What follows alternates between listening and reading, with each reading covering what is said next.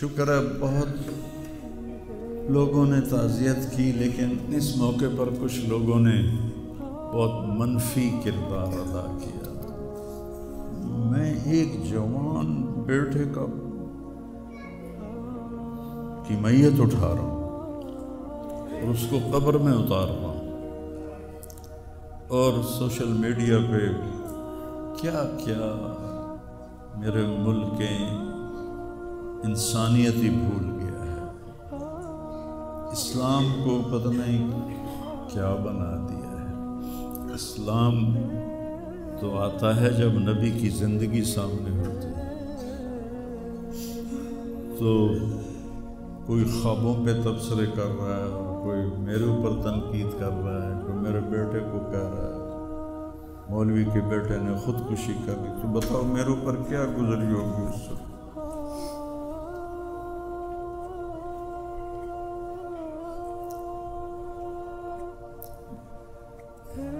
حضرت عمر ابن ابسہ سے پوچھا، یا رسول اللہ سب سے اعلیٰ درجے کا اسلام کیا ہے؟ ایک گل غور نال سنیں، سب سے اعلیٰ درجے کا اسلام کیا ہے؟ آپ نے فرمایا من سلم المسلمون من لسانہ و یدہ، جو کسی کو اپنی زبان اور ہاتھ سے تکلیف نہ پہنچائے وہ سب سے اعلیٰ درجے کا مسلمان۔ اب یہاں حال یہ ہے کہ دنیا دار ہوں، دین دار ہوں، علماء ہوں، ان کی زبانوں سے الفاظ نہیں نکلتے، ان کی زبانوں سے آگ نکلتی ہے، ان کی زبانیں آگ برساتی ہیں۔ تو جب زبان آگ برسائے گی تو دل نفرت سے بھرا ہوگا، لیکن میں نے کہا یا اللہ میں نے تجھ سے وعدہ کیا تھا کہ میں اپنی وجہ سے کبھی کسی سے نفرت نہیں کروں گا، کسی سے بغض نہیں رکھوں گا، کسی سے قطع تعلق نہیں کروں گا۔ آج مجھے یہ وعدہ پورا کرنے میں زور لگانا پڑ رہا ہے کہ ایک طرف مجھے اپنے بیٹے کی لاش نظر آتی ہے، ایک طرف ان نادانوں کے تبصرے نظر آتے ہیں۔ میں کسی کا نام نہیں لیتا، بھرا پڑا سوشل میڈیا، اور اتنی جھوٹی خبریں، اتنی جھوٹی خبریں، اتنی جھوٹ، زخم پہ مرہم لگاتے ہیں یا نمک چھڑکتے ہیں، اور وہ اسلام سمجھ کے کر رہے۔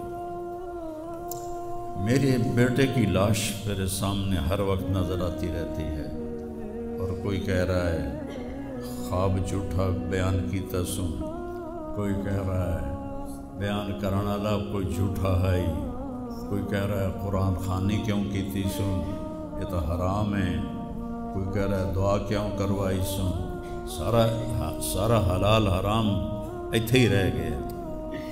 ایک زخمی باپ کے زخم پر پھنبا رکھنے کی بجائے میں نے بڑے انسان زندگی میں صدمے دیکھتا ہے، ناگواریاں دیکھتا ہے، میں نے بڑی بڑی ناگواریاں دیکھی، لیکن عاصم کی ناگواری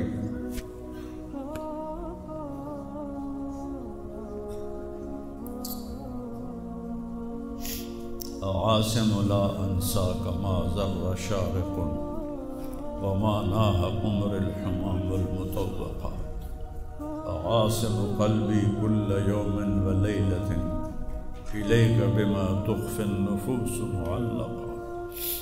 یہ حضرت عبداللہ بن ابو بکر کے اشعار ہیں جو میں نے تھوڑی تبدیلی کے ساتھ آپ کو ذکر کیے ہیں۔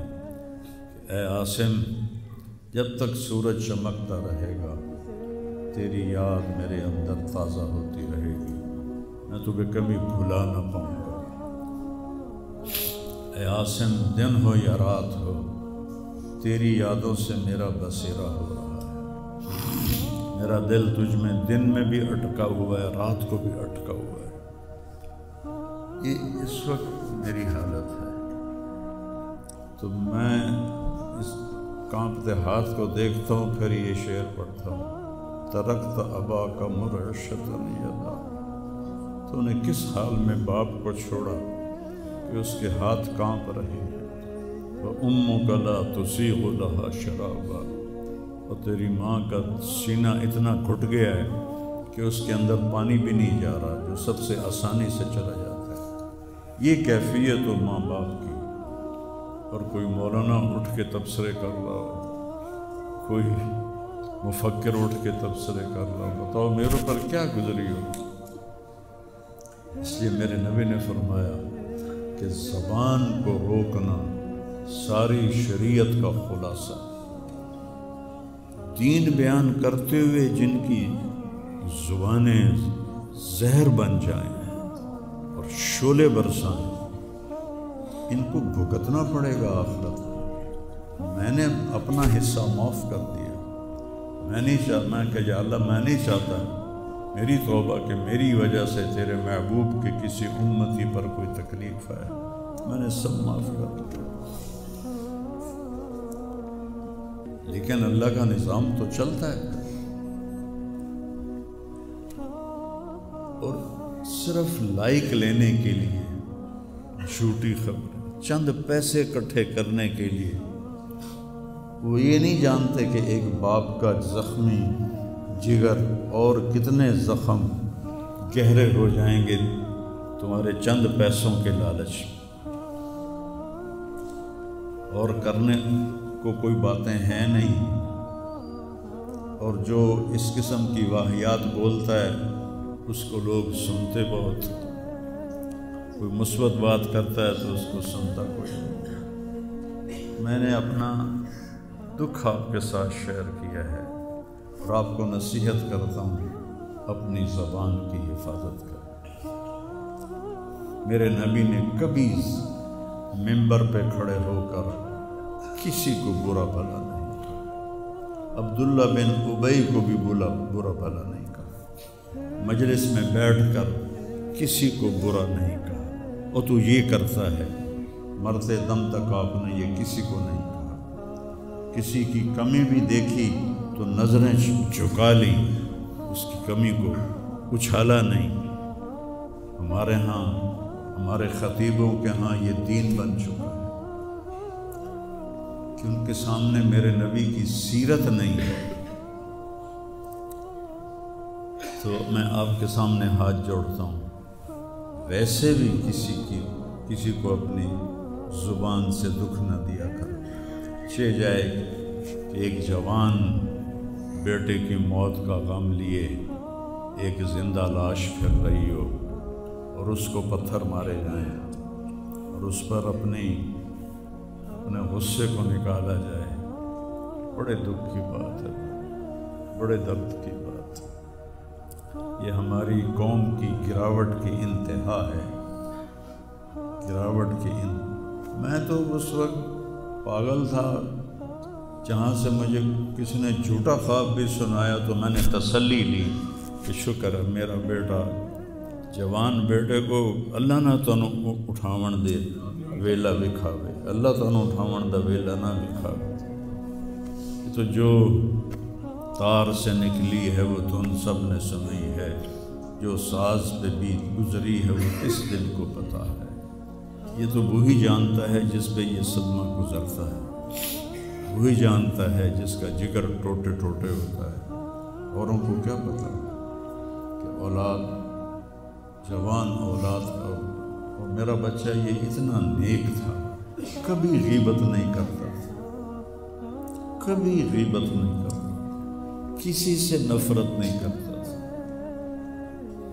کسی کی غیبت کرنے نہیں دیتا تھا، کسی کی برائی کرنے نہیں دیتا تھا۔ یعنی اس کی آپ بات سنو کہ یا اللہ جن جن لوگوں نے پاکستان کو لوٹا ہے، اس میں جتنا میرا حصہ لوٹا ہے میں نے سب کو معاف کیا۔ ایسے اخلاق والا بچہ میرا مر جائے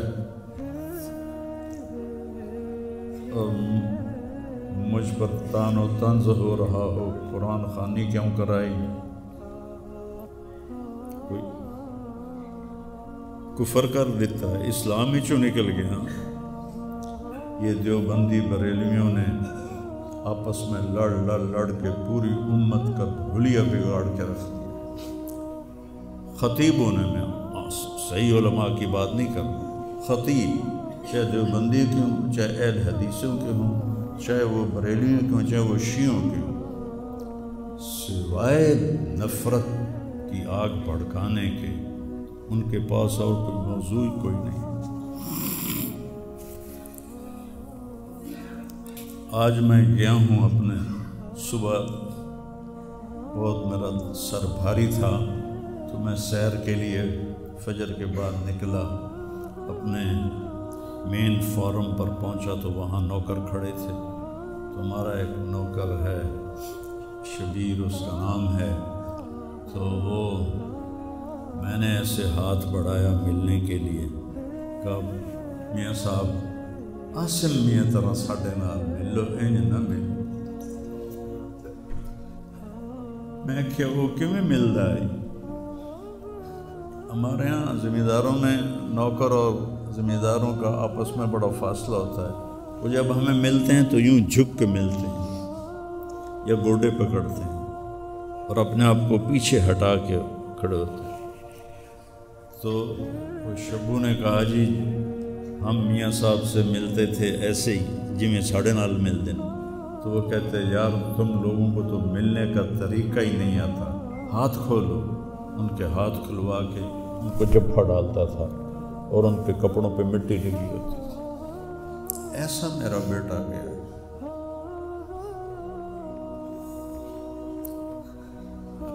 نوکر کے منہ سے نوالا نکال کے اپنے منہ میں ڈال کے کھا لیتا تھا۔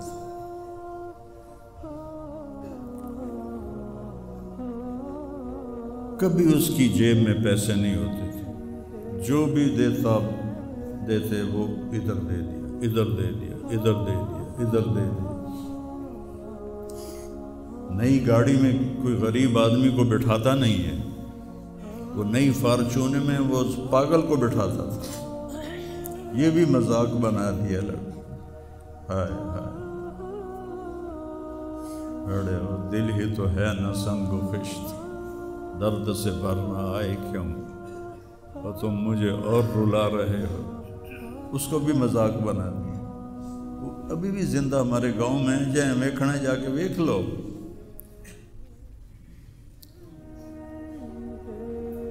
اور اس نے کہا کہ میرے رب نے میری بخشش کر دی اس ملنگ کی خدمت کی وجہ سے۔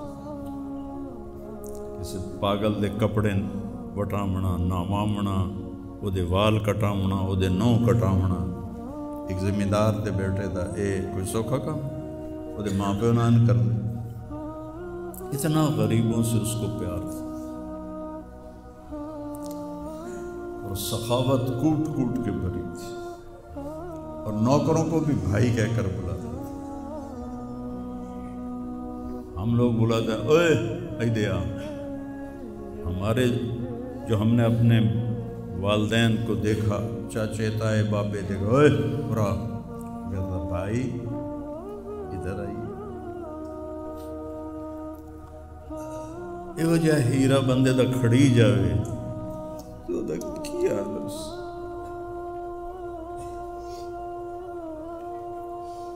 شرم ہی نہیں اپنی لوگ، ہم بختاں چار ٹکے یا سستی شہرت لین واسطے